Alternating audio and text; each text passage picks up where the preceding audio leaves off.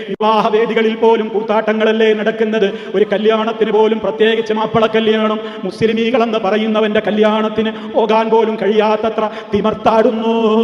ആണും പെണ്ണും ഇങ്ങനെ അവരുടെ എല്ലാ ശരീരങ്ങളും കൊണ്ട് ആടിപ്പാടി അന്യാണുങ്ങൾ കൂടുന്നിടത്ത് അതാണും പെണ്ണുമൊക്കെ സ്റ്റേജിലേക്ക് കയറിയിട്ട് പുതുപെണ്ണും പുതിയാപ്പിളയും അടക്കം തുള്ളിച്ചാടിക്കൊണ്ട് ഫോട്ടോക്ക് പോസ്റ്റ് ചെയ്യുന്ന അതേപോലെയുള്ള നൂറുകണക്കിന് കാര്യങ്ങൾ പന്തലിലും ഓഡിറ്റോറിയങ്ങളിലും വെച്ച് നടന്നു പോകുമ്പോ, അതങ്ങനെ നടപ്പിൽ വരുത്തിക്കൊണ്ടിരിക്കും. അരുത് മക്കളെ, വിവാഹം എന്ന് പറയുന്നത് അള്ളാഹു ചെയ്തു തരുന്ന നിഅമത്താണ്. മോനൊരു പെണ്ണിനെ കിട്ടി, മോൾക്കൊരു പുതിയാപ്പിളയെ കിട്ടിയത് റബ്ബ് തരുന്ന നിഅമത്താണ്. ആഗ്രഹിച്ചിട്ടും വിവാഹം നടക്കാത്ത എത്രയെത്ര ആണുങ്ങളാ, എത്രയെത്ര പെൺകുട്ടികളാ. എനിക്കെന്റെ റബ്ബ് ഒരു മരുമോനെ തന്നല്ലോ, ഒരു മരുമോളെ തന്നല്ലോ. ആ അനുഗ്രഹം ഓർത്ത് റബ്ബിനോട് നന്ദി പറയേണ്ട ദിവസം.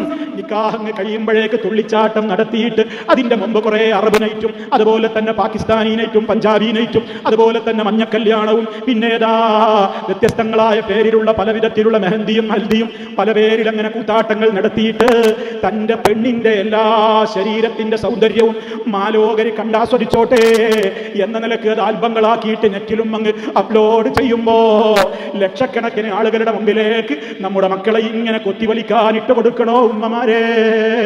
റഹ്മാനായ റബ്ബിനത് ഇഷ്ടപ്പെടുമോ? ഇതൊക്കെ പറയുമ്പോ ഇതെല്ലാവരും ചിന്തിക്കണം. ഇതൊക്കെ എല്ലാവർക്കും അംഗീകരിക്കേണ്ട കാര്യമല്ലേ?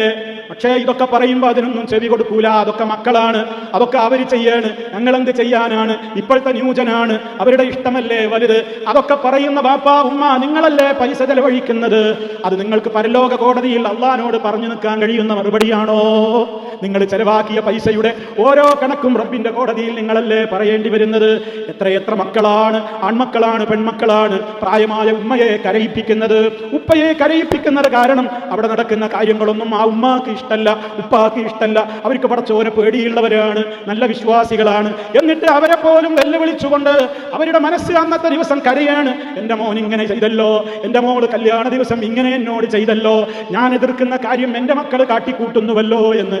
എത്ര ഉമ്മമാര് കല്യാണ സദസ്സിൽ നിന്ന് എൻ്റെ മോന്റെ കല്യാണമല്ലേ, എൻ്റെ മോൾ ഇറങ്ങി പോകുന്ന ദിവസമല്ലേ എന്നോർത്തിട്ട് സങ്കടത്തോടെ മനസ്സ് വേദനിച്ചിട്ട് അവിടെ ഇങ്ങനെ വെറുതെ ഇരിക്കുന്നുണ്ടാകും നോക്കുകുത്തിയായിട്ട്.